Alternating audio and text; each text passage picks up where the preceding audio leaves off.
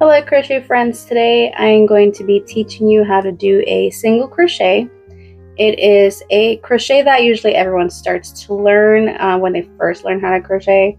So what you're going to go ahead and do with your hook, you already have one little loop here.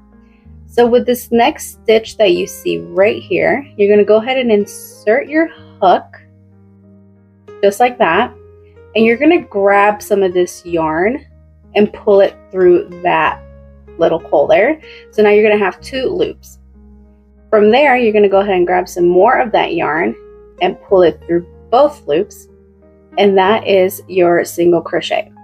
So to do it again, you're going to go ahead and insert your hook in the next stitch over, and then you're going to go ahead and grab some of that yarn and pull it through that little hole. Once again, you're going to have two loops on your hook. You're going to go ahead and grab some more yarn and pull it through both loops, and that is your single crochet.